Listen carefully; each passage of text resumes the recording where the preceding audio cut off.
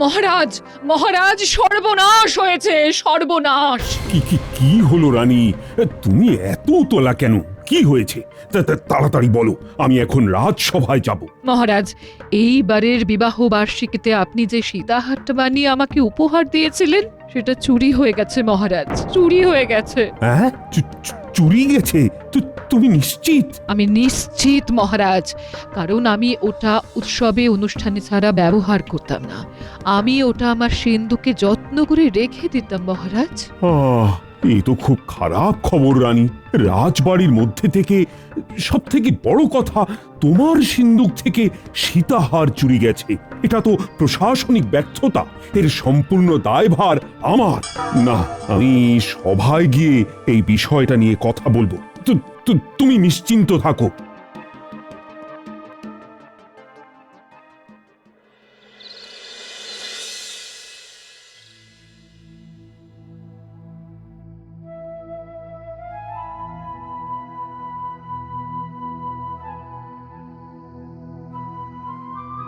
কি হলো মহারাজ, আপনার মুখটা থমথম করছে কেন? কোনো বিপদ আপদ ঘটেছে নাকি? আর কি বলবো, কপাল আমার খুব খারাপ। রানীমার খুব প্রিয় একটা গহনা রানীমার সিন্দুক থেকে চুরি হয়ে গেছে। কি বলছেন মহারাজ? এ তো ভয়ঙ্কর কথা, রাজবাড়িতেই চুরি। সেনাপতি, কাল রাজসভা পাহারায় কে ছিল? আগে মনোহর প্রহরী ছিল মন্ত্রী মশাই। মহারাজ, আপনি একদম নিশ্চিন্তে থাকুন। আমি চোর ধরে রানীমার গহনা রানীমার হাতে তুলে দেব। সেনাপতি, কাল যে প্রহরী রাজসভার পাহারায় ছিল তাকে ডাকো, আমি তাকে কিছু জিজ্ঞাসাবাদ করব। ঠিক আছে মন্ত্রী মশাই, আমি ওকে ডাকতে পাঠাচ্ছি। এই, কে আছো? ওই মনোহর প্রহরীকে ডেকে নিয়ে এসো তো। মন্ত্রী মশাই, আপনার কি মনে হয় চুরিটা কোনো বাইরের লোক করেছে? সেটাই তো তদন্ত করে বার করতে হবে। ওকে তো ডাকছি। এগুলো তোমার বিষয় নয় গোপাল, তোমার কাজ লোককে মনোরঞ্জন করা। তুমি সেটাই ভালো করে করো, কেমন? হ্যাঁ গোপাল, তুমি এই বিষয়ে কোনো কথা বলো না, এটা তো মন্ত্রীর কাজ। প্রণাম মহারাজ। প্রণাম সেনাপতি মশাই, আপনি আমাকে ডেকেছিলেন? হ্যাঁ, তুমি কি জানো কাল রানীমার সিন্দুক থেকে রানীমার বহুমূল্য গহনা কেউ চুরি করে নিয়ে গেছে? তুমি কাউকে সন্দেহজনকভাবে ঘুরে বেড়াতে দেখেছো নাকি? না সেনাপতি মশাই, আমি সেই রকম কাউকেই ঘুরে বেড়াতে দেখিনি। ঠিক আছে, তুমি এখন যাও, আমি দরকার পড়লে আবার ডেকে পাঠাবো। কিছুই তো বোঝা গেল না মন্ত্রী। মহারাজ, কিচ্ছু ভাববেন না, আমি তো তদন্তের ভার নিয়ে নিয়েছি নিজের হাতে। আমি রানীমার গহনা ঠিক বার করে দেব, কোনো চিন্তা নেই। দেখা যাক কোথাকার জল কোথায় গিয়ে দাঁড়ায়। মহারাজ, গহনাটা কি? সীতাহার। রানীকে এই বছর বিবাহ বার্ষিকীতে উপহার দিয়েছিলাম। আমার তো মনে হয় এই চুরি রাজবাড়ির ভেতরের লোক ছাড়া কেউ করেনি। ঠিক আছে, দেখা যাক। আজকের মতো সভা মুলতুবি করে দিলাম। আমার শরীরটা খুবই খারাপ। যথাজ্ঞা মহারাজ। এবার আমি আমার কাজ করব। আমরা তাহলে আজ আসি মহারাজ। ঠিক আছে। আমি সবার শেষে রাজপ্রাসাদের বাইরে যাব।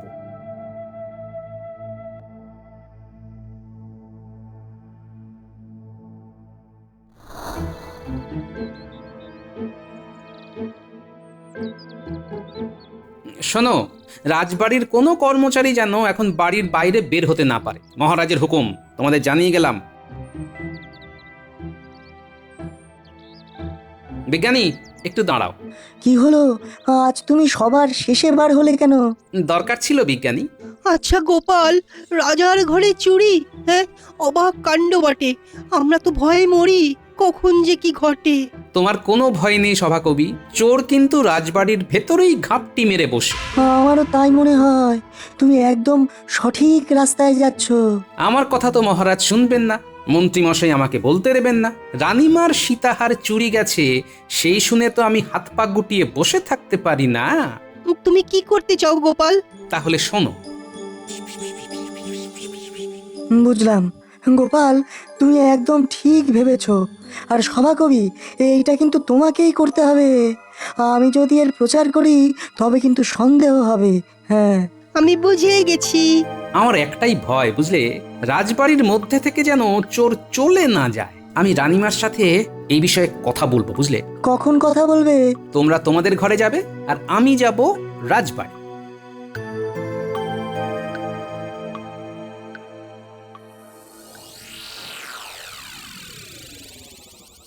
দাসী, কিছু বলছেন রানীমা? তুমি চমকে উঠলে কেন? আজ সকাল থেকে যা ঘটনা ঘটছে তাতে সবার মনের ওপর খুব চাপ পড়ছে রানীমা। জানি দাসী, কিন্তু একটা কথা কি জানো, সোনা হারানো বা চুরি যাওয়া খুব খারাপ লক্ষণ। জানি না কি অমঙ্গল ডেকে আনছে জীবনে। তুমি যাও দাসী, আমাকে একটু একা থাকতে দাও, যাও। যথা আজ্ঞা রানীমা।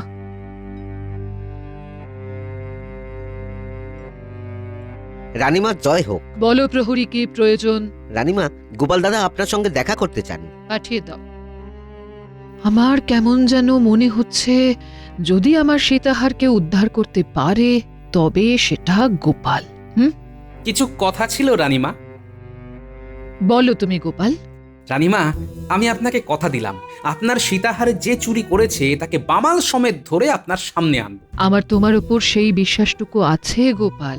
মহারাজ আমাকে এই তদন্ত থেকে সরে থাকতে বলেছেন, কিন্তু রানীমা, আপনার গহনা চুরি গেছে, এই ছেলে কিভাবে চুপ থাকবে বলুন তো? আমি অন্য পথ অবলম্বন করব। ঠিক আছে, তুমি তোমার মতো কাজ করো, আমি মহারাজকে কিছু জানাবো না।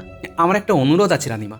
বলো। মহারাজকে বলে শুধু একটা কাজ করান, রাজবাড়িতে যারা থাকে তারা যেন কেউ বাইরে না বেরোতে পারে। কেন, তোমার কি ধারণা এই কাজ রাজবাড়ির ভেতরের কারোর? হ্যাঁ রানীমা, তবে এই কথা যেন মহারাজ জানতে না পারেন। ঠিক আছে, আমি মহারাজকে আমার মতো করে বলবো, তুমি নিশ্চিন্তে থাকতে পারো। শুভরাত্রি রানীমা।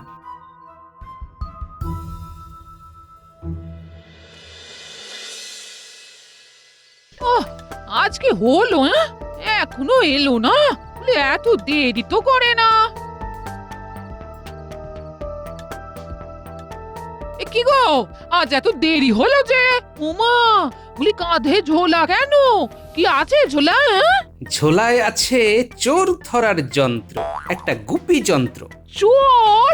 কে চোর? কি চুরি হয়েছে? কোথায় চুরি হয়েছে? বলছি সব বলবো। অনেক কথা আছে গিন্নি, হাত মুখটা ধুয়ে আসি, তারপর কর্তা গিন্নি বসবো আজকে রোমাঞ্চকর গল্প বলতে।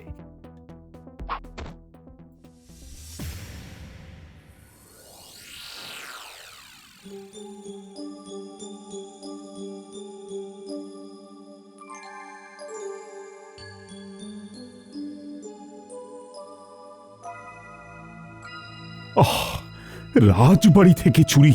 ও, আমি ভাবতেই পারছি না রানী, কিছুতেই ভাবতে পারছি না। পাহারা বাড়ান মহারাজ, আর একটা কথা ঘোষণা করে দিন, রাজবাড়ির মধ্যে যারা কাজ করে তারা যেন কিছুদিন বাইরে না যায়। সীতাহার পেয়ে গেলে তারা স্বাভাবিকভাবে কাজকর্ম করবে। ঠিক আছে, তাই হবে। মন্ত্রী মশাই কি ভাবছেন?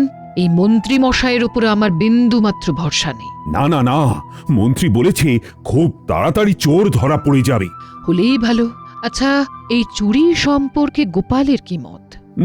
গোপাল অনেক কিছু বলতে এসেছিল, আমি গোপালকে কিছু বলার সুযোগ দিইনি। আচ্ছা, ও এই সম্পর্কে কি কথা বলবে বলো তো? শুধু শুধু কিছু সময় নষ্ট আর শক্তি ক্ষয়। বুঝলাম। এবার বুঝলে তো তোমাদের কি করতে হবে? বুঝেছি, আমাদের প্রচার করতে হবে। সত্যি বলি, তোমার কি বুদ্ধি! রানীমার পছন্দের সীতাহার নিয়ে চোর পালাবে? অত সোজা? আচ্ছা, একটা কথা, এই যে তুমি রাজসভায় থাকবে না, তাতে মহারাজের সন্দেহ হবে না? আরে বাহ, তুমি দেখছি ঠিক আমার মতোই ভাবছো। এই তো, এই না হলে গোপালের গিন্নি। তুমি ঠিক ভেবেছো। আমিও কি করব ভেবে নিয়েছি। তুমি কি করবে গো? আমি এমন বিরক্ত করব যাতে করে মহারাজ বিরক্ত হয়ে আমাকে রাজসভা থেকে বার করে দেবে। ব্যাস, রাস্তা পরিষ্কার। কি বাবা রে বাবা, বলি সত্যি বুদ্ধি বটে তোমার।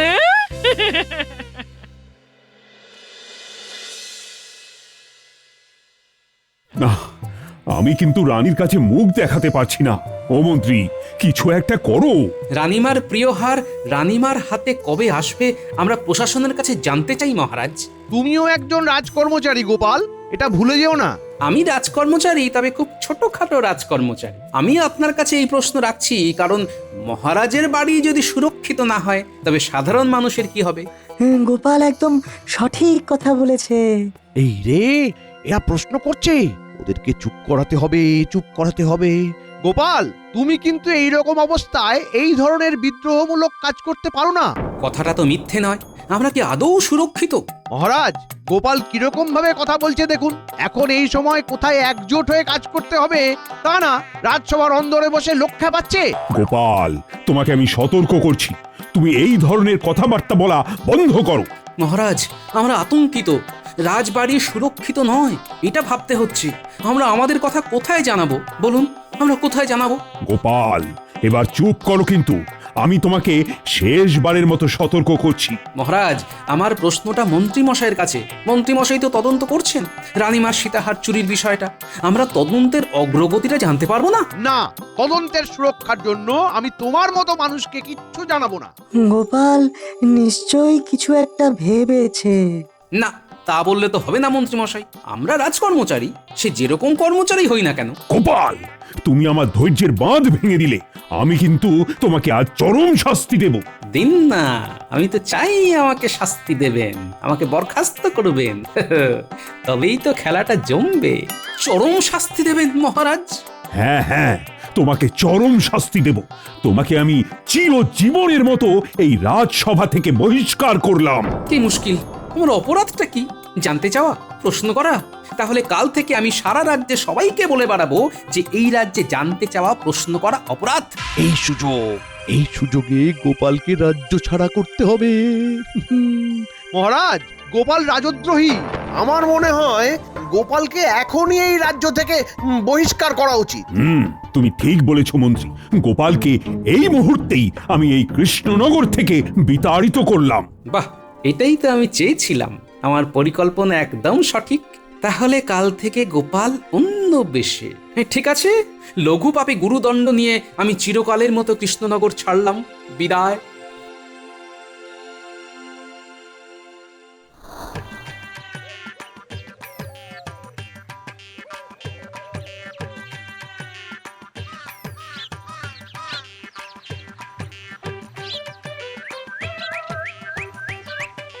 ভালোই হলো, পুটিদের সাথে দেখা হয়ে গেল। কাল তো ওদের সাহায্য লাগবে।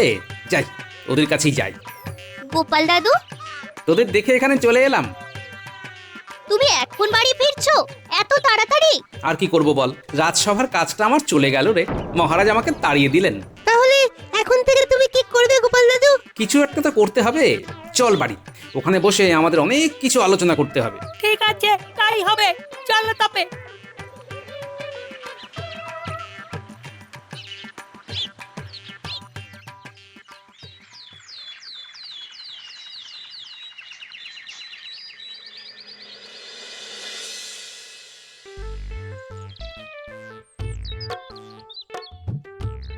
বাহ, হয়েছে বেশ ভালো। কাটবে আধার, আসবে আলো। গণৎকারের গণনা সারা হবে, আনন্দেতে মেতে উঠবো সবে।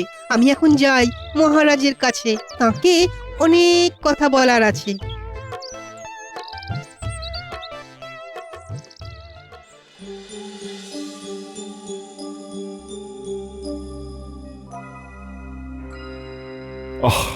অনেকগুলো দিন হয়ে গেল মন্ত্রী, কিন্তু চুরির তো কোনো কিনারা হলো না। আমি যে রানীর কাছে মুখ দেখাতে পারছি না, এদিকে একটার পর একটা দিন চলে যাচ্ছে।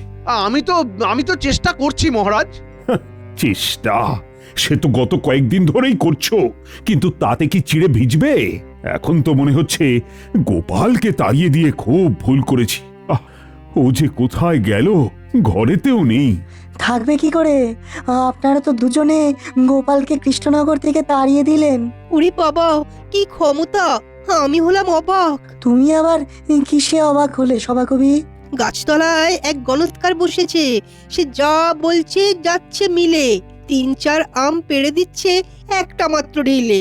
সভাকবি, তুমি ঠিক কি বলছো আমি বুঝতে পারছি না, ঠিক করে বলো না। বড় রাস্তার মোড়ে ওই গাছতলায় এক বিরাট গণৎকার বসেছে। সভাকবি, শেষে তুমিও হাত টাত মেলালে? কি যে বলো বিজ্ঞানী, যা দেখলাম তাতে আমি হয়ে গেছি একেবারে বোকা। সবার ভাগ্য বলে দিচ্ছে, বুড়ো হোক বা খোকা। হ্যাঁ, আমার ভাগ্য বলে দেবে? দেবে মানে, হাতে আছে আতস কাচ, সেই কাছে দেখছে ভাগ্য আর করে দিচ্ছে সমাধান। সত্যি নাকি? নয়তো কি। ডেকে আনো প্রহরী, ওই গণৎকারকে চাই। মহারাজ, এইসব ভুয়ো গণৎকারকে কেউ বিশ্বাস করে? তুমি থামো তো, তুমি একদম কথা বলবে না। এতদিন তো সময় পেলে, তা কি করলে? এখন তো আমার যা তা অবস্থা। না, যা থাকে কপালে। প্রহরী, যাও যাও, তুমি গণৎকারকে নিয়ে এসো। আমি দেখি সে রানী সীতাহার বার করে দিতে পারি কিনা। যথা আজ্ঞা মহারাজ।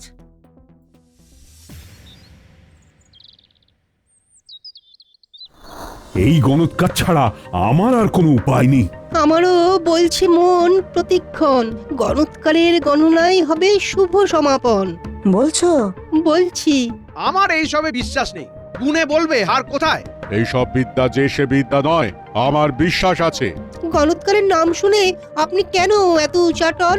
মন্ত্রী ভাবছে রানীর সীতাহার খুঁজে দিয়ে নাম কিনে নেবে গণৎকার, আর মন্ত্রীর ভাগ্যে লবডঙ্কা। মহারাজ, মহারাজ গণৎকার আসছেন। আমাকে বললেন তুমি যাও, আমি আসছি। গোপাল গিন্নিও ভাগ্য যাচাই করতে এসেছে। তারপর গোপাল সম্পর্কে কি বলল? গোপাল দাদা ফিরে আসবে ওই সীতাহার ফিরে পাবার পর। প্রণাম মহারাজ, বলুন আমি কি করতে পারি। রানীর গলার সীতাহার চুরি গেছে, তোমাকে এই চোর ধরে দিতে হবে। চোর চোর, ক্রিং মিরিং ছুং হন্তমন্ত ছিড়িং ছাক। গায়ে কাঁটা দিচ্ছে। দেখো দেখো রাজজ্যোতিষী, ওই গায়ে হাত দিয়ে দেখো। ব্রুং ফট, চোর এই রাজবাড়িতেই আছে। তুমি বলে দিলে চোর রাজবাড়িতেই আছে, বললেই হলো। হ্যাঁ, আচ্ছা, তোমার অসুবিধেটা কিসের বলো তো? গণৎকার যদি গণনা করে বার করে দেয় তবে তো তোমারও খুশি হবার কথা। হ্যাঁ, মানে সেটা তো ঠিক কথা। না গণৎকার, তুমি গুনে বলো আমাদের রানীমার সাধের সীতাহার ঠিক কার কাছে আছে। মহারাজ, রাজপুরীর অন্তরে যারা থাকে তাদের এখানে আনার ব্যবস্থা করা হোক। যাও প্রহরী, যাও, সবাইকে ডেকে নিয়ে এসো।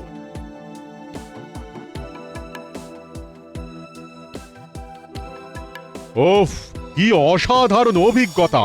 মন্ত্রী মশাই এত চিন্তিত কেন? ব্যাপারটাতে বেশ আষ্টে গন্ধ আছে মনে হচ্ছে।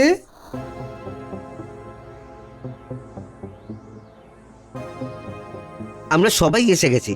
আমরা এই 6 জন রাজপুরীর অন্দরমহলে থাকি, আর বাদবাকি সবাই বাহির মহলে থাকে। আমার এই ঝোলায় 6টা জাদু কলসি আছে। তোমরা এই 6টা কলসি নাও। এই নাও কলসিগুলো।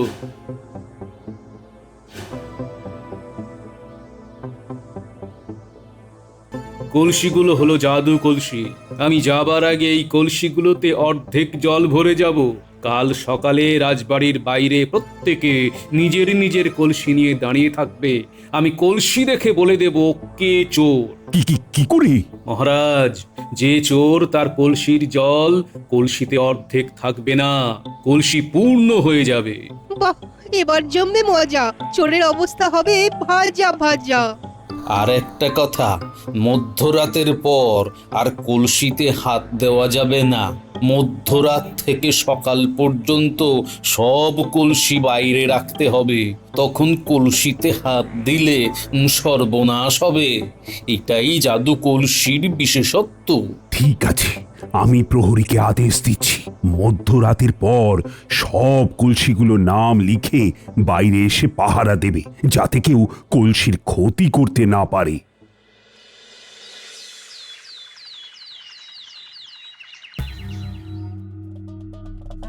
তোমরা সবাই তোমাদের কলসি নিয়ে এসেছো। এবার আমি দেখব কার কলসির জল পূর্ণ। দেখি তোমার কলসি। বাহ, অর্ধেক আছে। এবার মালি ভাই, দেখি তোমার কলসি।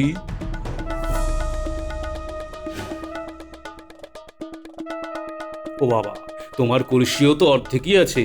যাও, তুমিও মুক্ত। গণৎকার, এখানে যারা আছে তাদের প্রত্যেকের কলসি অর্ধেকই থাকবে, কারণ তারা বহু বছর ধরে আছে এবং তারা খুবই বিশ্বাসী। সে তো একটু পরেই আমাদের জানা হয়ে যাবে। আর কিছু মুহূর্ত পর জানতে পারবো। এবার দাসী, দেখি তোমার কলসিটা।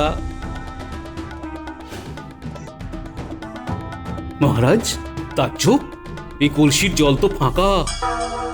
মানেটা কিছু বুঝতে পারছেন?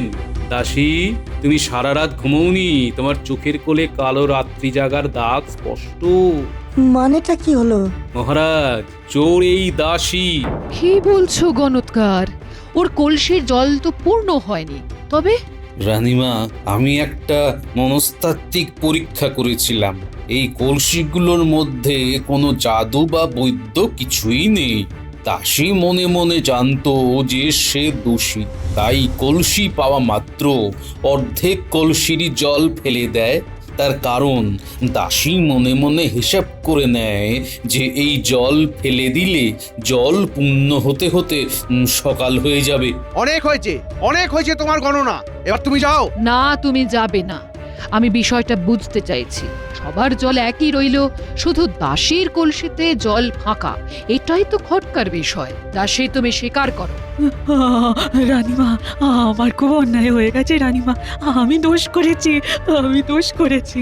কি মন্ত্রীমশাই, এবার আপনার বিশ্বাস হলো তো?